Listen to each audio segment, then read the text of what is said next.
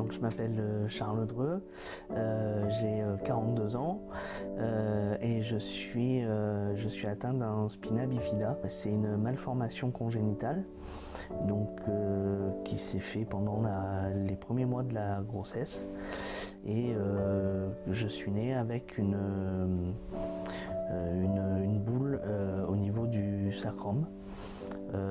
Ce qui fait que j'ai alors c'est pas une paraplégie, c'est une paraparésie. C'est-à-dire que ça ressemble à la paraplégie. La seule différence, c'est que je sens mes jambes. En revanche, je sens pas les parties intimes et mes fesses, ni mes pieds, ou pas totalement. Je peux bouger mes jambes, mais je peux pas m'appuyer, je peux pas me mettre debout. Exactement. Je trouve que c'est beaucoup plus facile, en tout cas moi je le vis comme ça, de naître avec son handicap plutôt que de le devenir suite à une maladie ou un accident. Et je l'ai vérifié à plusieurs reprises, notamment lors de rencontres avec des enfants, des adultes que j'ai rencontrés tout au long de ma vie en institution. C'est vrai que j'ai eu un parcours un peu atypique parce que j'ai passé en tout 20 ans dans des institutions et il y a 14 ans j'ai pu partir de ces institutions et vivre une vie normale, ce que moi j'appelle une vie normale, c'est-à-dire que être dans mon appartement, avoir une vie de famille, travailler et découvrir le monde extérieur et me marier. Alors, mes premières années dans les AT se sont relativement bien passées. Pour moi, j'étais content, je rentrais, c'était une nouvelle étape dans ma vie, je rentrais dans la vie active, puisque c'est des établissements qui permettent aux personnes en situation de handicap de travailler dans plein de milieux différents, avec des activités différentes. Moi j'étais plus sur la partie sous-traitance industrielle, où on travaillait pour plusieurs entreprises. Pour vous en citer quelques-unes, je me rappelle de Ciplast par exemple, qui faisait tout ce qui était étanchéité des toits. Et après on pouvait travailler aussi pour des petites entreprises de pêcheurs qui nous demandaient de construire de faire des leurres pour la pêche. Ou alors on faisait aussi des nichoirs à oiseaux.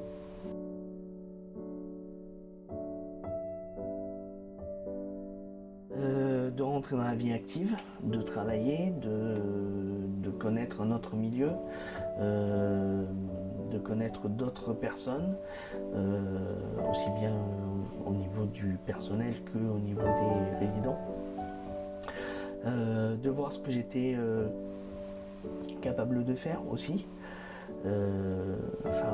Ça permet, oui, de rentrer malgré tout dans une vie active et de faire quelque chose de ses mains aussi.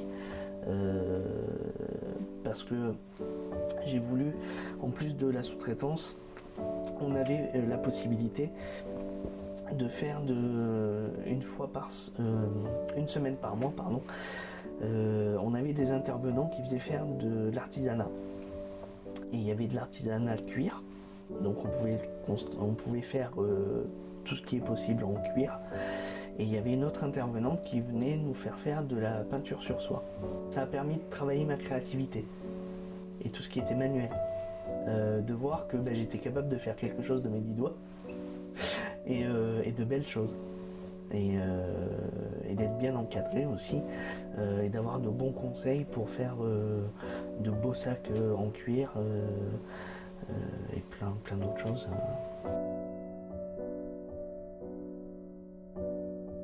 Alors j'ai travaillé dans un ESAT, en sachant que avant d'être dans cet ESAT-là, j'ai fait des stages dans 2 autres pour pouvoir voir justement ce qui me plaisait le plus, parce qu'ils ne font pas tous la même chose. Par exemple, le premier que j'ai fait, c'était à Metz. C'était une ferme auberge. J'étais vraiment à la campagne et je m'occupais d'animaux comme si j'étais dans une ferme normale. Sauf que c'était vraiment tenu que par des personnes en situation de handicap. Et le deuxième ressemblait un peu plus à celui dans lequel j'ai passé 10 ans. Il faisait à peu près les mêmes choses.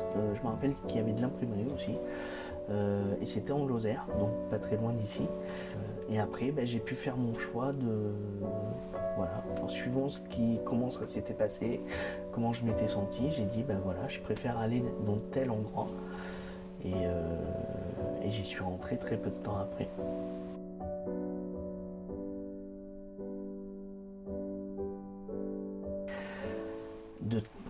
De travailler, d'avoir une première expérience dans le monde du travail, même si c'est dans le milieu protégé.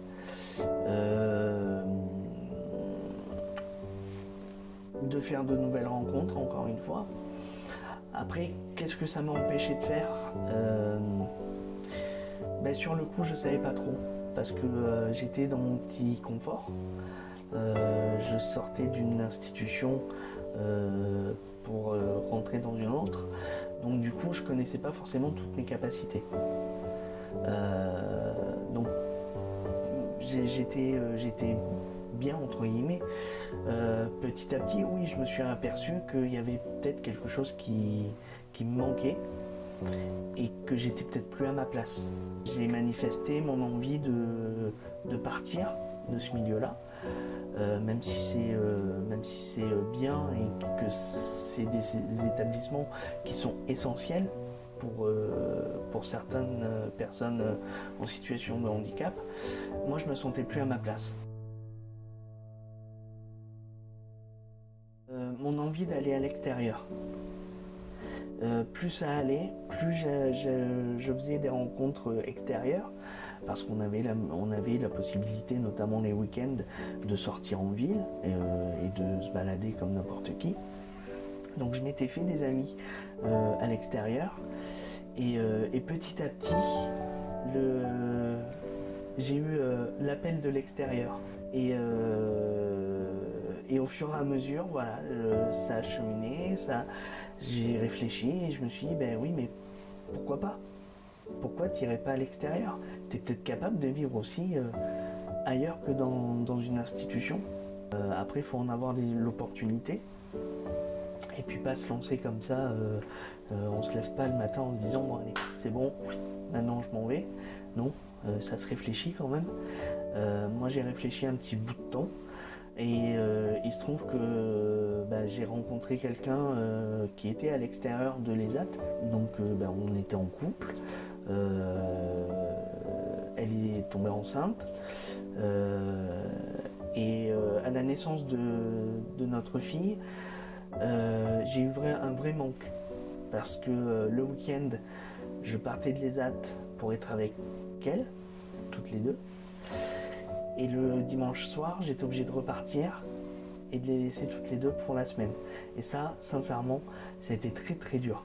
Même si tous les soirs, j'appelais pour avoir des nouvelles, pour entendre le bébé, il y avait vraiment un manque. Et au bout d'un moment, j'ai dit stop. J'ai dit c'est bon, je m'en vais. Et là, je suis allé voir le directeur de l'ESAT. Et je lui ai expliqué ma situation. Je lui ai dit voilà, je suis papa, j'ai envie de partir. Et ça n'a pas été chose facile.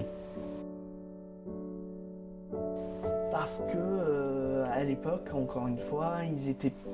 Enfin, ça n'est que mon avis, mais ils avaient peur que j'arrive pas à m'en sortir à l'extérieur, que j'arrive pas à m'occuper du bébé.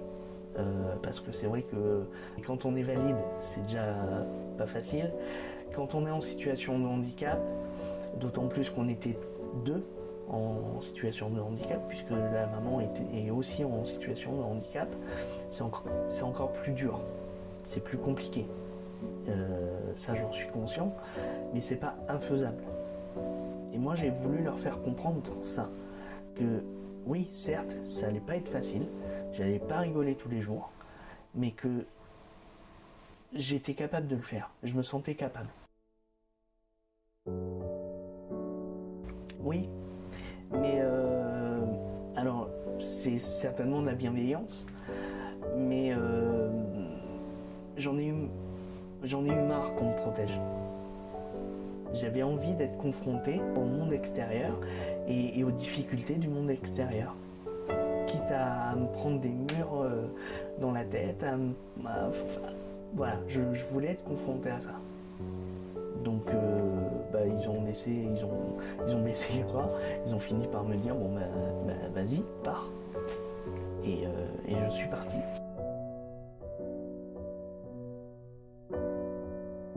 Alors oui, ils m'ont pas laissé comme ça dans la nature.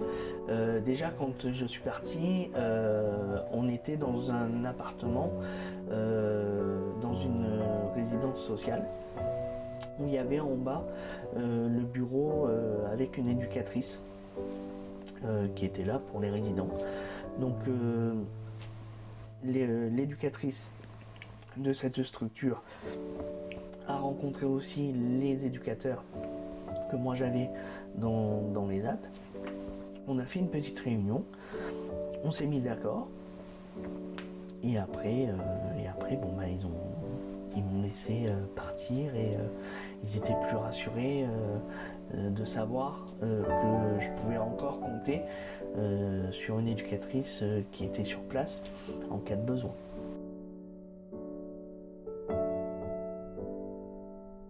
Juste après, j'ai pas fait grand chose. Je me suis occupé de ma fille. Je suis resté auprès d'elle, je me suis occupé d'elle, j'ai appris à m'occuper d'elle.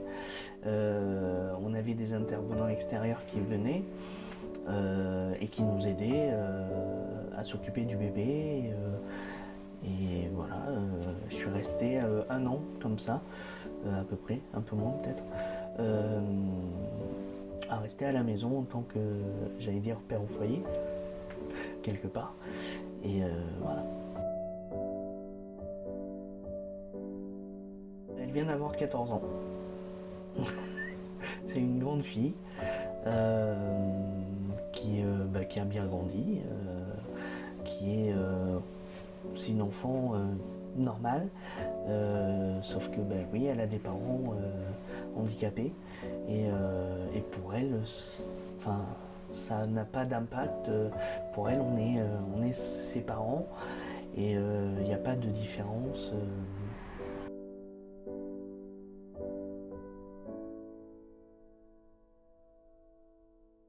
Sincèrement, je sais pas. Ça aurait été très compliqué. J'en aurais souffert déjà d'être loin de la maman et de ma fille. Et j'aurais pas pu. Je pense qu'au niveau de son éducation, j'aurais pas pu l'éduquer comme je l'éduque actuellement.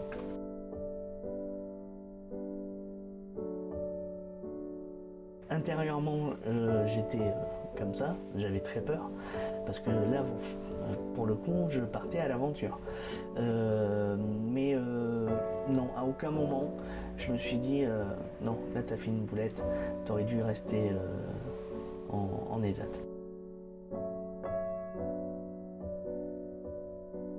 Oui, je suis conscient que tout le monde ne peut pas avoir le parcours que j'ai et partir d'un ESAT comme moi j'ai pu le faire.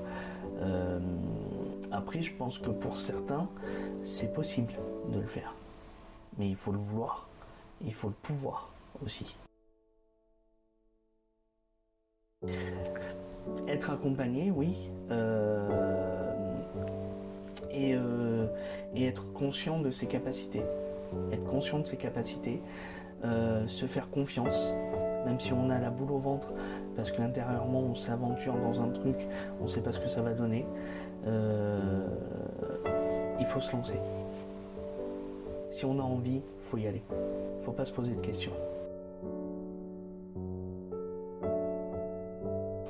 Ce que j'ai envie de leur dire, c'est que, alors ils font bien leur travail, c'est pas le souci, et puis ils font aussi avec les moyens qu'on leur donne, et c'est pas forcément, ils n'ont pas forcément beaucoup de moyens non plus, au niveau financier, au niveau humain, à plein de niveaux. Depuis que je suis sorti de ce milieu-là, je sais qu'il y a des lois qui sont sorties et qui aident, qui permet l'intégration des personnes en situation de handicap un peu plus dans le milieu ordinaire.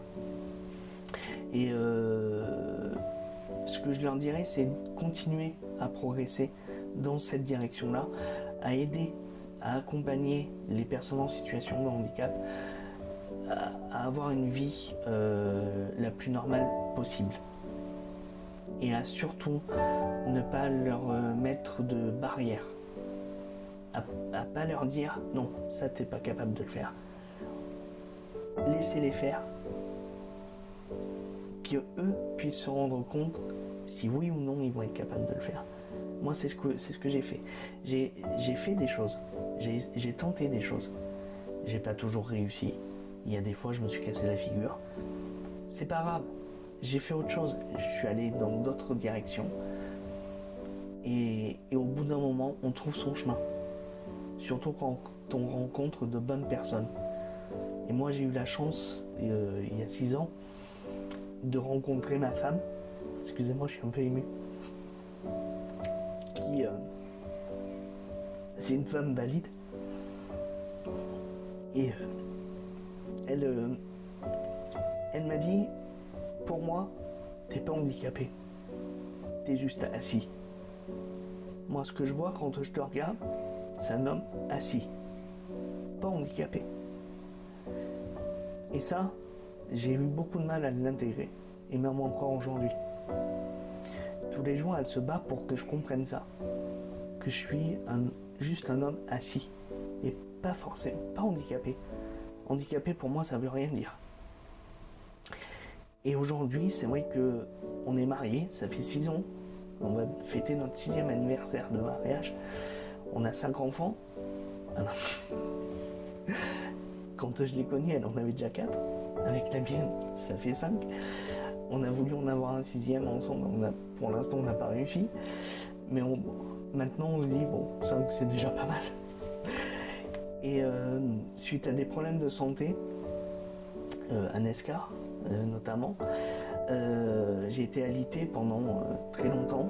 Et elle m'a dit, profite de cette expérience-là pour te poser la question à savoir ce que tu as réellement envie de faire professionnellement. Te mets pas de barrière. Réfléchis et dis-moi n'importe quel métier. Et en réfléchissant, j'ai dit, ben voilà, mon rêve, ce serait d'être moniteur éducateur un jour et d'aider à mon tour des personnes en situation de handicap et leur faire voir que eux aussi ils sont peut-être capables de vivre ce que moi je suis en train de vivre. Et elle m'a dit, bah écoute, il n'y a pas de souci. Comme je venais d'arriver dans la région, je connaissais rien du tout. Je savais pas où j'allais, je savais pas si c'était possible. Elle m'a dit, il n'y a pas de souci. Un jour, je t'emmène à Clermont. Il y a une école qui s'appelle l'ITSRA, l'Institut des travailleurs sociaux de la région Auvergne. Et tu vas passer le concours d'entrée. Si tu réussis, tant mieux. Si tu réussis pas, tant pis, tu feras autre chose. Mais au moins, tu auras tenté. Et je veux que tu tentes. Parce que si tu en as envie, tu es capable d'y arriver. J'étais, encore une fois, le trouillomètre à 0. Elle m'a amené. J'ai passé le concours en me disant, il y a peu de chances que je réussisse. Et bien, j'ai réussi le concours d'entrée. Aujourd'hui, ça fait 2 ans que je suis là.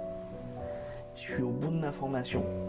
Alors, j'ai fait déjà 2 ans de formation. Je suis en train de redoubler ma 2e année parce que j'ai pas réussi à valider mon diplôme. Mais voilà, de travailleur ESAT, aujourd'hui, je suis presque moniteur éducateur. C'est quand même un chemin qui est énorme, pour moi inespéré. Jamais j'aurais pensé pouvoir en arriver là. Et aujourd'hui, je fais des stages. J'ai fait des stages avec des personnes handicapées mentaux. J'ai fait des stages avec des personnes défavorisées. Et actuellement, je suis en maison d'enfants à caractère social. Donc, c'est des enfants qui sont placés par l'ASE. Et je les accompagne au mieux pour qu'ils se sentent bien et qu'un jour ils puissent retourner dans leur famille. Et j'espère bien avoir mon diplôme à la fin de l'année.